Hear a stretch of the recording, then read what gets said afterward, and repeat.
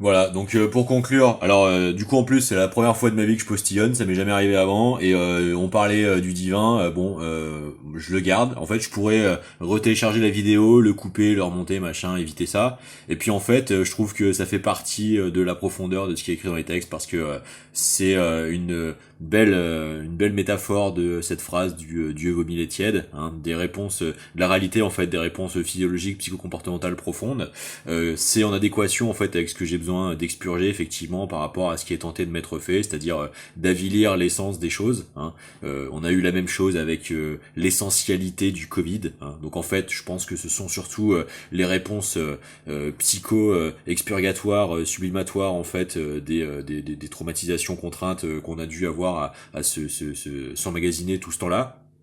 Donc tant mieux si le corps s'allie en fait à la processoralité en fait de la figuration, de la conscientisation. C'est toujours comme ça qu'on expurge le mal. J'avais un pion au lycée il y a longtemps qui avait fait un trip au Maroc. C'était parti avec plein de potes. Et c'était le guitariste d'un groupe qui s'appelait l'Encre de Conny. Enfin c'était des assez bons zikos, assez bons musiciens, un peu kitschouné mais techniquement assez bon. Ils étaient partis en deux doche avec plein de matos et tout, ce qui fait que ça avait fini par plier le plancher de la 2 chevaux et puis ça avait pété la colonne de direction et ils s'étaient retrouvés en pleine montagne de l'Atlas avec la direction qui lâchait, donc c'est un peu sport. Ils étaient avec une poule qui ils avaient décidé d'acheter pour la bouffer un moment, puis ils ont jamais réussi, donc ils se sont résignés, puis ils l'ont gardé tout le long de la route. Et puis il me racontait que c'est la première fois où, avant que j'ai ma phase dans l'adolescence où je me suis vraiment intéressé profondément aux, aux, aux médecines psycho endocrino en fait capacitantes, puisque j'étudiais ça surtout à travers les champs scientifiques expérimentaux. En fait c'est le moment où vraiment ça rejoignait les traditionnismes, les traditionalismes hérités des proto-chamanismes d'antan, encore assez méconnus, assez peu fouillés, etc. Donc c'était une des premières fois vraiment dans ma vie que ça me rapprochait un peu de ce genre de thème. Puis après j'allais vraiment trouver un filon extraordinairement passionnant que celui de Darby, le travail de Yann Kounen justement sur ayahuasca et Otherworld avant de faire Blueberry, et puis toute cette littérature spécialisée qui est vraiment intéressante.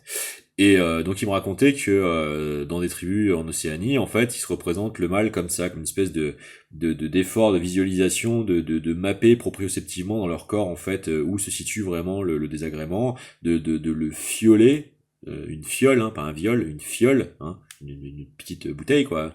Euh, de l'on concaténer comme ça, figurativement, intellectuellement, spirituellement, quoi, conceptuellement, et puis de le faire processer comme ça, et puis de le ressentir de plus en plus précisément, et puis hop, de le faire remonter comme ça, tac tac tac, à la surface du corps, jusqu'à réouvrir et le sortir dans l'enveloppe du corps et expurger le mal comme ça. Et c'est hyper intéressant, ça rejoint plein de trucs vraiment troublants comme dans les hôpitaux psychiatriques, dans les asiles, les fous sont relativement peu malades dans le sens virologique du terme, particulièrement ceux qui bavent beaucoup, hein. Euh, il y a quelque chose d'intéressant en fait avec la capacité du corps à l'homéostasie en fait qui est beaucoup trop minorée dans la médecine contemporaine, dans la médecine actuelle, et qui du coup est particulièrement intéressant sur les processus de transsubstantiation encore assez peu connus et cachés dans le corps, qui devraient normalement être au centre de la recherche et développement dans l'hôpital, dans une société digne de ce nom en fait, hein, où l'espérance de vie devrait être un horizon indépassable de valorisation quoi. Et donc je trouve ça intéressant de le garder en fait dans les vidéos parce que ça allie vraiment aux propos. Et du coup entre temps parce que j'enregistre sur le téléphone et que les mémoires saturent, donc je suis obligé de découper en tronçons comme ça, donc le temps que ça upload et que je vide la mémoire pour pouvoir finir l'exposé, du coup on voit dans quel synchro systémiquement tout ça se place quoi. C'est-à-dire que là faut voir ce que c'est le dernier sketch de Commander avec Amélie Nothomb, enfin faut voir l'horreur du truc. Alors je vous explique. Le personnage hein, de la Denise je sais plus quoi là, donc virgule vous était présenté par Mammouth,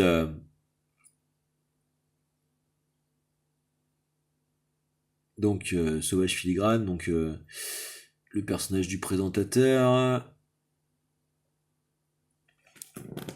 donc Marc Vélib, donc on est encore sur le vélo électrique et tout ça, donc on va faire style c'est Emmanuel Grégoire, mais c'est aussi le sort qui m'est fait, puisque je vous rappelle que Alex Kominek, en fait, bien avant l'élection de Grégoire, a fait une vieille allusion en fait en passant par Marie Saint-Filtre, du fait que s'il avait pas de selle à son vélo, c'était à cause d'elle, hein, donc C'est le périple qui m'est fait, moi, dans les déboires, au lieu de régler la situation administrative et de s'attaquer au problème de fond qui est le sarkozysme, en fait, je dois me taper le fait d'essayer de jouer selon les règles parce que, en fait, systémiquement a été renouvelé l'acharnement à essayer de détruire ma vie. Donc tout ceci ne sont que des prétextes qui cachent en fait les systèmes de prédation. Hein. Je vois aujourd'hui des pentes dans sa montée au créneau, qu'elle avait procédé contre du coup le licenciement d'Olivier Nora de Grasset. Hein. Tous les écrits mis côte à côte les uns avec les autres forment une forêt. Hein. Oui, bah encore faut-il que cette forêt ne soit pas les bois perdus dans lesquels on sacrifie les gens en fait, parce que je vois bien que séquence après séquence après séquence, c'est ce qui tente d'être fait des Français quand même.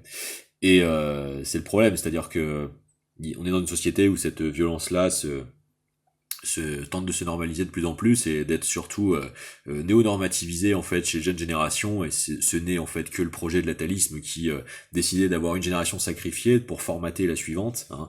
Et donc c'est pour ça que les labos d'intelligence artificielle ont été greffés avant tout sur les réseaux sociaux, hein, et non pas dans des superstructures d'apprentissage avec des volontaires, etc. Donc c'était vraiment branché directement sur la jeunesse plus les populations du sud émergentes, hein.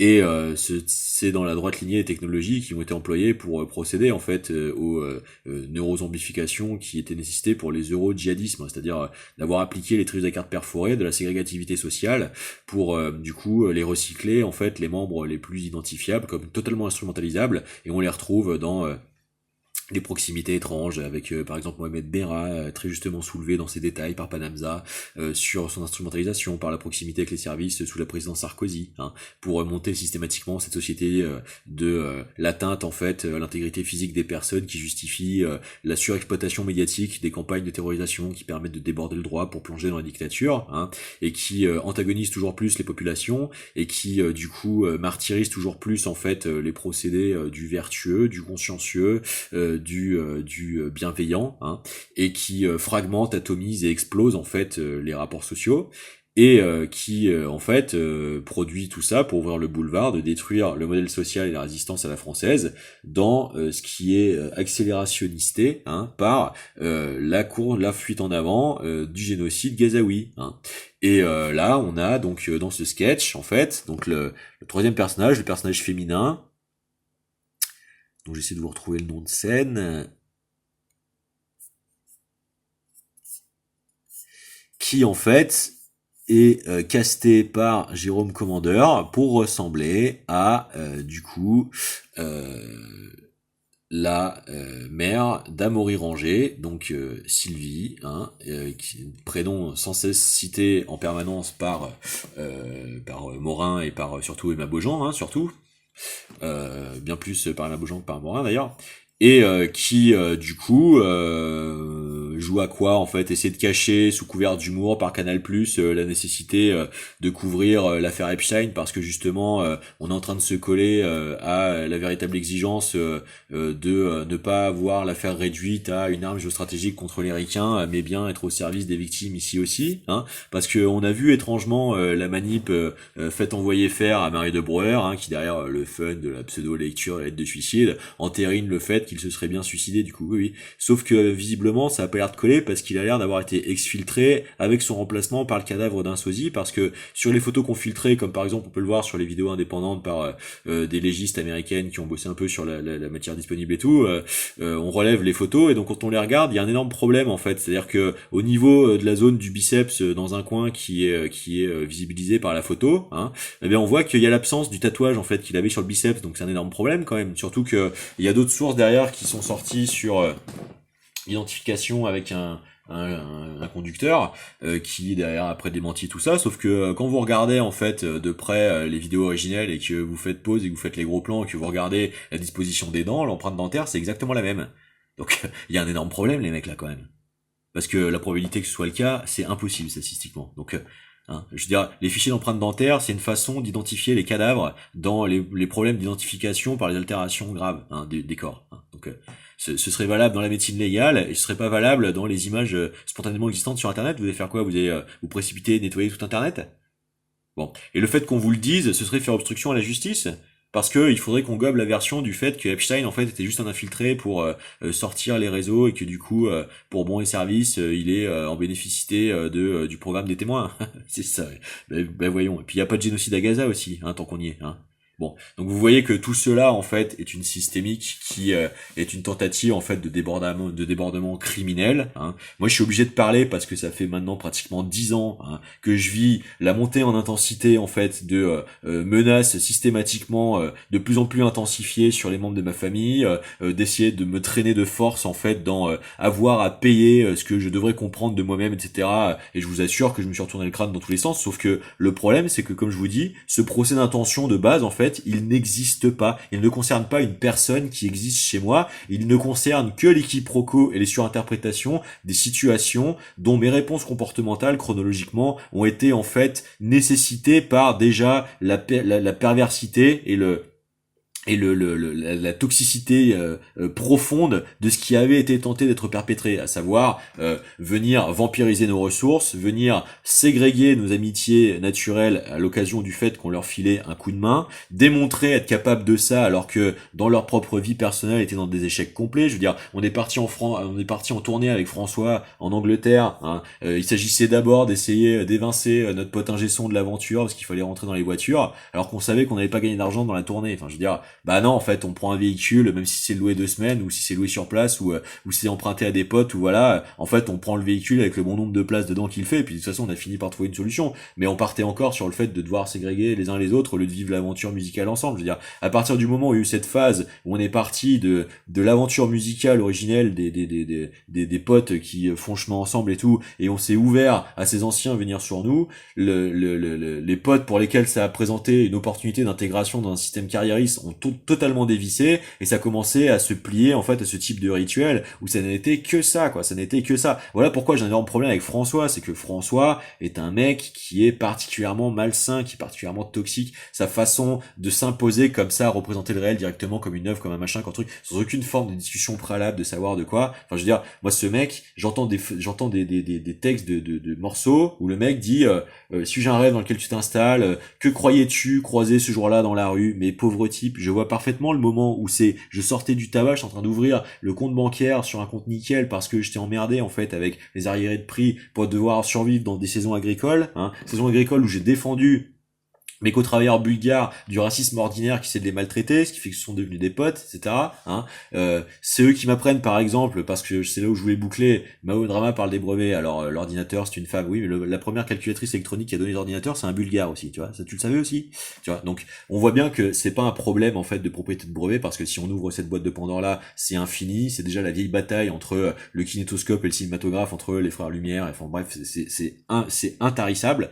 Donc si vous voulez, la solution c'est pas ça. La solution, c'est un autre paradigme de société. Hein. C'est des fondamentaux de soutenabilité en fait procurés et prodigues à tout le monde. Hein. La ségrégativité ne devrait pas exister. La cybernétique devrait être sa garantie. S'il y a des cas spécifiques de comportementalisme qui posent problème, il devrait pouvoir y avoir les isolats accompagnés des développements des cures. C'est à ça que devrait servir la cybernétique. Hein. Je ne suis pas pour la peine de mort, même pour les pédocriminels. Par exemple, on devrait pouvoir faire des villages fermés où ils vivent entre eux, où le monitoring existe, où ça finit par maximiser les chances de renseignement. Les familles devraient pouvoir y avoir accès pour pouvoir finir par trouver leurs réponses, trouver les informations qui n'ont pas pu être manifestées au moment des traitements et qui sortent en fait spontanément plus tard. C'est à ça que devraient servir les IA, au lieu de les priver en fait de la véritable justice, de les condamner en fait à l'insoutenabilité de la violence, c'est-à-dire le triomphe de la compulsion, le triomphe de la barbarie, de la déprédation, ce qui nous fait passer totalement à côté des enseignements justement que nos aïeux se sont arrachés le cul à nous léguer pour éviter que nous sombrions dans ces erreurs-là, et qui nous est resservi systématiquement par ce permissisme en fait de cette tentative de prise en otage en fait par le pouvoir d'hypnose de la télé, hein, de nous coller en fait des incriminations, des criminogénéités qui n'existent pas. Moi j'ai vu mon jeune collègue dans la boîte où je bossais sur Marseille, Noah, l'apprenti qui est destiné à devenir chef d'atelier et tout machin. Le gamin sort de foyer, hein, il se reçoit des 4 prunes d'un coup sur du routier.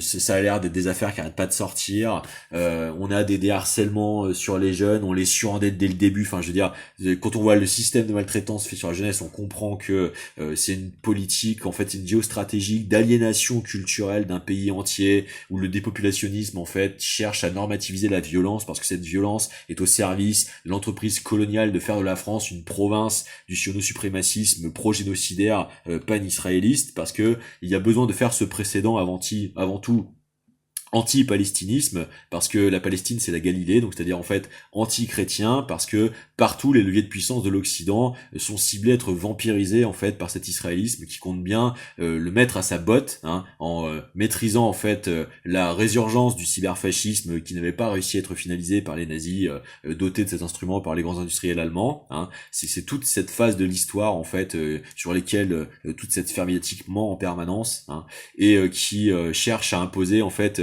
la Pax Cybernetica, hein, et qui est basée en fait sur le pacte de corruption induit, c'est-à-dire c'est un mal pour un bien, nous génociderons les Palestiniens pour instaurer ce système-là qui est la suprématie du triomphe du crédit social et toute la merde qui va venir avec, hein, et nous serons infiniment esclaves. Et donc voilà pourquoi en fait c'est important de garder les notions des précisions de la réalité des contextes, hein.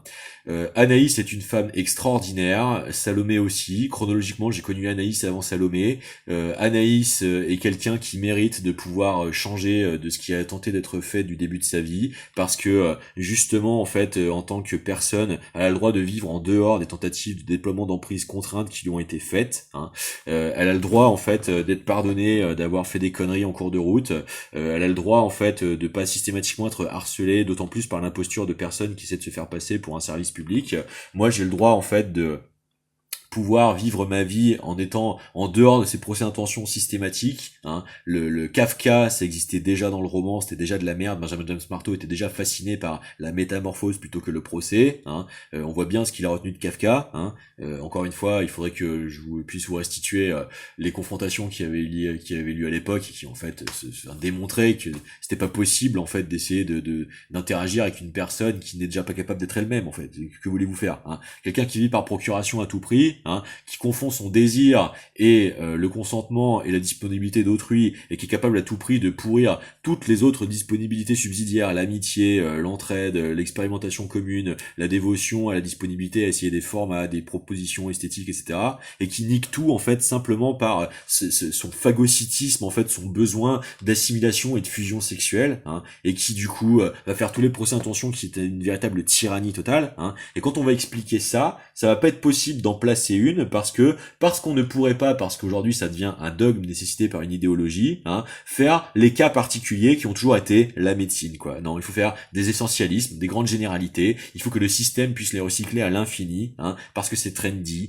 parce que ça permet de placer ce système comme le grand chevalier du défenseur du progrès social, alors que ça cache en fait un système d'occupation. Pendant ce temps, on se fait hacker, on se fait détruire nos situations professionnelles, on se fait accaparer nos ressources numéraires, on se fait voler notre argent, je suis en train de me faire déposséder de mes allocations chômage, on est en train d'organiser la spectacularisation du fait que c'est censé être drôle, hein, que c'est pas grave, que c'est cool. Bah si, c'est extraordinairement grave en fait, parce que tout ce temps-là en fait, j'ai été détruit dans les possibilités d'avancement, hein, de mes propres réussites, hein, de façon totalement anormale. Moi, je me suis retenu de céder à la violence de légitime défense pour éviter d'entériner cette dynamique, hein. J'essaie de survivre par mes propres moyens, et jusqu'au moment où on m'arrête de force en manipulant mes collègues et en créant des précédents dans les boîtes 4, 5, 6 fois d'affilée, hein, jusqu'au fait que je touche mes allocations chômage, on essaie de continuer de me tendre des pièges, et pour bien s'assurer qu'ils fonctionnent, on re-hack mon matériel informatique pour s'assurer que je tombe bien dedans, essayer de faire croire à l'opinion que c'est systématiquement de mon fait. Alors, très bien, ça tombe bien, je vais articuler, j'ai dit que je parlerais du problème François Rollin, donc justement on y vient, donc je vais finir avec Drama, mais vous allez voir pourquoi tout ça s'articule en même temps, hein. Et donc, c'est lui en fait qui parlait du fait de l'avoir évoqué dans des chroniques précédentes, avec soi-disant prendre le train pour aller en déplacement avec France Inter, alors qu'en fait on comprend bien que c'est toute cette séquence qui parle en réalité des mouvements de cours qui entraînent en fait les brusques inversions, les liquidations et tout ça. Donc encore une fois d'essayer d'utiliser le crédit public des personnes totalement systémiquement installées en fait dans la crédibilisation, le pouvoir d'influence, l'octroi en charisme cyber augmenté par la télédiffusion de large échelle, hein, et d'essayer d'utiliser cette substance-là, cette hypnose-là, hein, cette autorité-là, hein, soi-disant, pour normaliser en fait le propos et en fait préparer dans les esprits le fait que si c'est dit par eux, ça doit forcément être plutôt ça le réel, hein. Non, non. Le réel, c'est que comme je vous l'ai décrit en temps réel, j'ai eu d'énormes problèmes d'avarie survenus pile poil à ce moment-là de mes équipements électroniques, hein.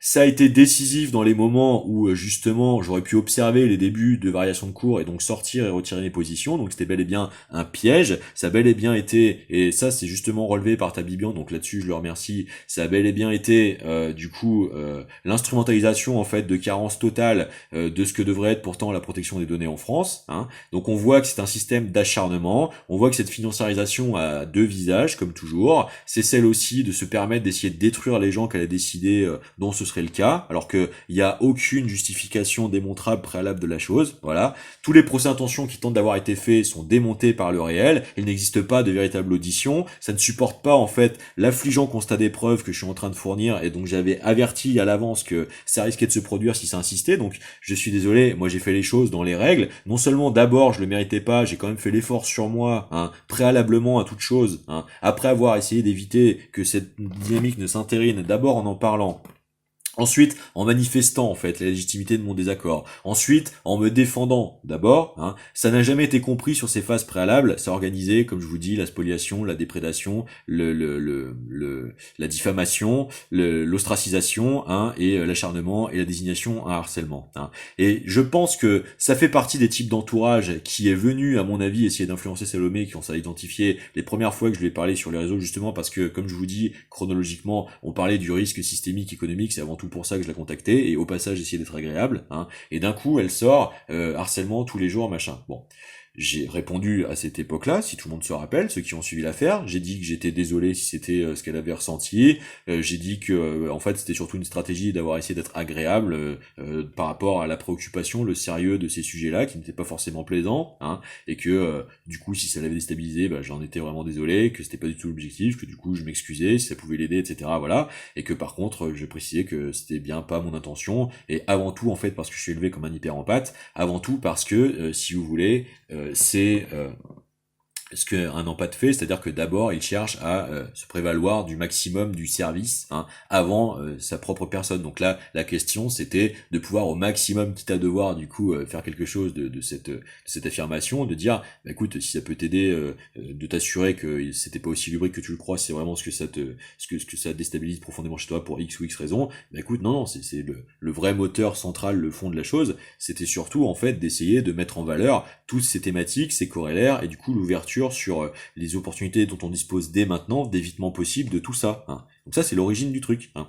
Et puis ensuite, il y a l'occasion en fait d'avoir les signatures, de se rapprocher, d'avoir un échange avec le public et tout, donc c'est intéressant de creuser parce que ça permet de continuer de véhiculer ses idées, c'est le but d'un événement social, hein. Il y a tout ce qui se passe sur la route, encore une fois. En même temps, c'est la sortie de l'affaire de Disclose où il y a des psychopressurisations sur les journalistes liées à l'armement et tout, hein.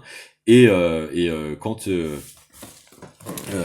on arrive là-bas, ça va être le début ensuite de la phase où je passe un peu de temps en Auvergne après avoir m'être fait infiltrer par une personne pendant 1 an ici, hein, et pendant ce moment-là, c'est l'affaire du deepfake porno, hein.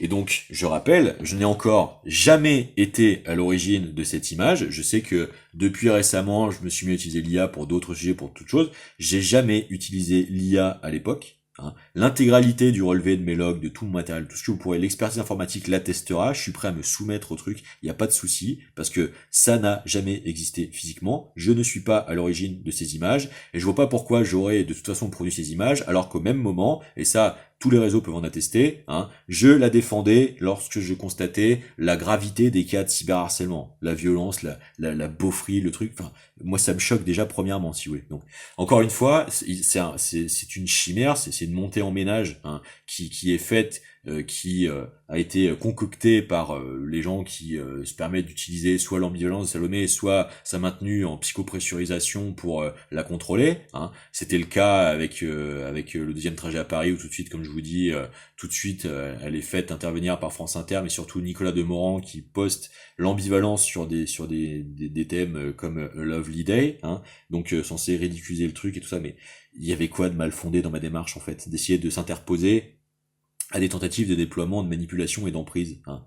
Il y avait rien en fait de répréhensible. Par contre, moi tout le long de la route, je me prends des tentatives de sabotage de la moto, le moteur qui commence à serrer, commenté à l'avance par Gaspard Proust à l'époque dans sa chronique du matin même sur Europe 1, hein. Donc c'est vous dire que ces deux systèmes en fait sont poroisés, hein. On a vu le drop justement à l'occasion dans le prolongement de tout ça de Mathieu Noël et de David Cassio-Lopez du coup sur France Inter, hein. Et par contre, moi je suis toujours l'éternelle cible, hein, alors que encore une fois, à la base, la véritable chronologie, c'est que c'est eux qui viennent m'hameçonner. Hein. C'est eux qui viennent m'hameçonner parce que est entretenu autour de Salomé le fait de vouloir me faire passer pour ce salaud qui a décidé de ne faire que souffrir les femmes, etc., etc. Non, non. Cette chronologie a des racines beaucoup plus profondes de 15 ans avant. C'est ce que je suis en train de finir de devoir mettre sur la table intégralement parce que, malgré le fait de le dire, en fait, il y a cette inertie qui ne veut pas se contenter d'avoir à évoluer, à en revenir à ce qui est prévu par le droit, la déontologie et la décence, hein, minimum, et la véritable pratique, en fait, des valeurs soi-disant revendiquées, hein. Et où donc, je n'ai plus d'autre choix que d'en faire la démonstration, puisque tout le reste autour cherche à être la tentative d'invisibilisation de l'accumulation et de la maximisation possible de toutes les pratiques mafieuses possibles. Hein, bon. Je vous ai parlé récemment, dernièrement, du graphe apposé sur la nomination de la rue très signifiante d'Allée de la Fraternité à côté d'une des possessions de ma mère, hein, par un blaze qui s'appelle À Terme, qui est le petit frère d'un musicien qui s'appelle Max Barbeau. Si vous voulez, ce Max Barbeau donc joue avec cet Amaury Rangé dans une des formations qu'on a développées dans ce collectif de musiciens, qui est un groupe de musique traditionnelle qui s'appelle La Théorie, hein. Et quand j'ai été déclenché ce week-end, c'est pourquoi j'ai fait la série de vidéos sur parce que j'ai été déclenché, qui du coup aboutit à tout ça, mais qui est obligé d'en passer par tout ça pour que tout le monde comprenne la nature véritable de ce qui se passe, hein. C'est que face aux nécessités de ramener ma mère à la réalité sur son entraînement dans une dissociation totale qui semble être la décalcomanie en fait de ce qui était reproché par la situation qui, je ne sais pas par quel mystère, a été aggloméré au silo par la personne dont je vous ai parlé dans mes preuves et dont j'ai pris la mère en coloc à la maison. J'ai l'impression que c'est la même chose qu'on essaye de transposer sur ce qu'on essaie de faire développer comme syndrome à ma mère. Or déjà, cette mère à l'époque, elle ressemble à ce qui semble être évoqué dans le problème mental d'immaturité, de régression infantile dans Pink Flamingos, hein, qui était un des films cultes de ce réseau de Charlotte Cordiales, de Benjamin Marteau, de machin, où ces gens étaient fascinés par ce film, sans comprendre en fait le problème schizophrénique de l'existence même du film, hein. Et c'est normal, cette personne en réalité est dans le giron d'une artiste, d'une plasticienne qui s'appelle Isis Bigot, hein, Isis d'Anjou, qui est une espèce de pseudo Niki de Saint-Phal comme ça, qui a eu une influence justement particulièrement néfaste sur Mathilde, hein. C'est une maquerelle, c'est une personne qui forme les femmes à faire des soins énergétiques, machin, la soi-disant liberté sexuelle, machin, tout ça, qui a une grosse influence sur tout ce groupe, hein, dont je vous ai parlé, Laurence Pinson et tout, qui trouvait du coup Isis génial, hein. Anaïs justement quand je lui ai dit que une soirée c'était chez Isis parce que justement je voulais à un moment tirer tout ça au clair, hein, et qu'elle me répond t'es chez Isis toi, hein. Donc vous voyez à quel point c'est des soirées où il y a des godemichés avec un briquet qui se met dedans, hein, enfin, ce genre de truc, hein. Et donc moi j'ai pas pratiqué ça, mais du coup j'étais un petit peu inquiet effectivement, et puis ça faisait longtemps que je voyais ce réseau d'Hersch, et puis je voyais que c'était la petite mondanité qui se faisait à Sainte à machin, et puis en fait quand j'écoutais cette personne, j'entendais, enfin je réalisais l'absence totale en fait, l'effondrement de la boussole morale, et puis ça finit au cours d'une soirée et tout où elle m'explique quand je questionne un petit peu, je dis bon, en toute amitié, je veux dire on passait des soirées, on dînait, on machin, il y a des trucs qui me choquaient machin, mais ça restait cordial, je veux dire je suis pas un animal moi, vous voyez. Et enfin, faut pas me chercher sur les fondamentaux de légitimité, et puis tenter d'outrepasser les acceptabilités, parce que forcément je suis pas non plus rien du tout, hein. Par contre, je suis pas un agressant, je suis pas un obsédé de la violence, absolument pas. Je vous dis, j'ai eu recours à la violence physique avec deux personnes dans ma vie de façon totalement volontaire. Les autres, ça a été des réflexes face à des agressions. C'est les deux seules personnes que j'ai eu à avoir à raccrocher au réel à cause de la violence de perversité qu'ils essayaient de perpétrer sur ma situation. Donc c'était même pas en fait de la prédation, c'était de la défense, quoi. Et donc Izzy, c'est un moment donc dans cette soirée en fait me dit mais moi j'étais violé, moi. Et ben là on comprend les personnes en fait qui sont complètement rongées par la reproduction des afflictions subies. Et le problème c'est que ça développe de l'influence sur de nouvelles générations derrière, hein. Une fille dont les parents dont le père est témoin de Jéhovah, etc., compliqué, avec un petit frère, voilà, hein, petit frère marin pêcheur, machin, tout ça. Et donc moi tout ce temps-là, j'ai fait tout ce que j'ai pu en fait, hein. Et puis derrière, j'ai ces réseaux-là qui les récupèrent, qui les dévergondent, qui les machins, qui les trucs, qui les mettent dans le milieu, dans le système, dans le truc. Et du coup, elle croit que c'est moi qui suis l'anti-liberté, l'anti-tout ça. C'est ça qui se passe, hein. Pour vous donner le dernier exemple avec tout ça, hein, donc quand Mathilde en fait ce prédateur lui est tombé dessus, hein, et que je veillais derrière et que je disais Mathilde t'es libre, t'es ma petite sœur, si t'as envie de kiffer avec ce gars, tu kiffes, machin, truc bidule, mais il faut aussi que tu saches autre chose, c'est que moi j'ai l'autre aussi côté, hein, parce que je connais la ville, machin, tout ça, j'ai plein de réseaux qui se recoupent et tout, et ce mec m'a été décrit par pratiquement unilatéralement tous les gens qui l'ont connu, ce mec a fini par foutre la merde dans leur couple. Il s'est tapé tout le monde, hein. Il essaye, il a un rapport à cette ville où c'est sa province, son machin, son truc, hein. C'est pour ça que la Charlotte en question, dont j'ai posté la story récemment, hein, parle sous l'intervention de Chris Small face à Amazon, machin, tout ça, à l'occasion du Met Gala. On parle surtout de façon crypto-référencée à sa zone, hein. C'est celle qui a organisé mon ostracisation de la Graine d'Orge, de machin, des brasseries artisanales du coin et tout, dans lesquelles je peux avoir plaisir de temps en temps à me rendre. Bon, moi je bois plus depuis longtemps et tout, mais ça peut être un endroit où je peux aller rejoindre des potes, socialiser et tout. Elle organise l'éviction, hein, l'ostracisation méthodique dans ma propre ville, là où je suis né, je veux dire, hein, où on a monté des assos pour essayer de faire l'avènement culturel de ce truc, parce que cette personne est dans une vengeance de me faire porter le chapeau de l'échec de leur carrière, alors que c'est eux qui font de la merde depuis le début en s'y prenant n'importe comment. Voilà le fond de l'affaire. Et donc Mathilde, donc quand elle est avec ce gars, hein, elle a un ex qui est un musicien, qui est dans un tout autre style. Je dis ça parce que moi ces guéguerres-là ne me touchent pas, ce sont pas les choses qui m'animent. Moi c'est un musicien qui jouait avec un pote des premiers groupes qu'on a eu ensemble, saxophoniste qui jouait avec lui, assez bon batteur, plutôt dans la vibe reggae, groove, funk, etc. Du coup un petit peu bad boy sur les bords et tout machin, et donc il était un petit peu toxique avec Mathilde et tout ça. C'est moi qui suis allé interposer le truc parce qu'il allait péter une durite, parce qu'il allait la choper, parce qu'il machin. C'est moi qui descends dans la rue, qui vais parler à ce mec, qui m'interpose, qui lui dit écoute, va pas là-dedans, ces mecs ils ont des réseaux, ils vont te faire la vie comme un enfer, hein, sa mère a été greffière au tribunal d'assises de Saintes, etc. C'est moi qui gère la crise.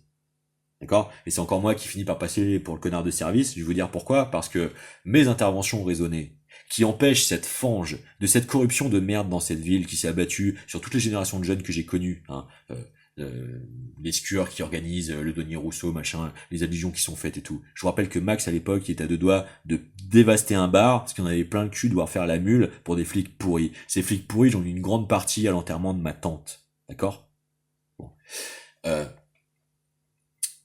C'est moi qui les empêchais en fait de plonger tête baissée, hein, dans l'instrumentalisation totale qui allait être faite de ces personnes, hein, et c'est moi qui essayais de leur filer les trousses de secours de premier cas, de savoir, hein, d'être autonome en fait dans la capacité de bien identifier ce qu'ils avaient besoin de s'exposer, de vérifier, vivre avant d'y être totalement empris, d'accord? Et c'est pour ça qu'on me fait des procès d'intention, hein.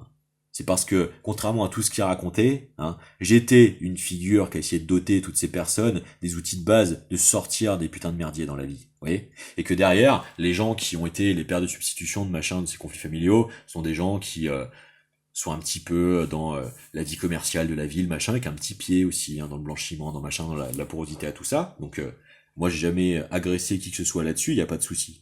Mais quand tout ça finit par un petit entre-soi qui essaie de détruire en fait mes libertés fondamentales sur la base de procès d'intention pourris, hein, oui, j'ai été artificiellement amené, hein, à devoir endosser ce costard, hein, parce qu'on a empêché des erreurs dramatiques, comme s'opposer au fait que les droppés du camp valsiste, hein, soient plébiscités prendre la municipale, c'est-à-dire on essayait d'aller faire entériner un mec qui se rapprochait de Manuel Valls pour prendre la municipale, hein, pendant que Manuel Valls est en train de détruire la démocratie en France. Hein.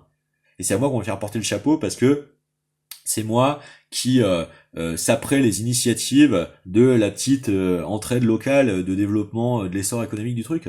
La bonne blague, la bonne blague. Hein. Si vous passiez moins de temps à essayer de recruter des tocards, hein, et si on pouvait se mettre autour d'une table, hein, et que je vous mette sur la table tout ce que j'ai de près de 25 ans d'avance, hein, de 20 ans effrénés de boulot, hein, je vous garantis que personne perdrait au change.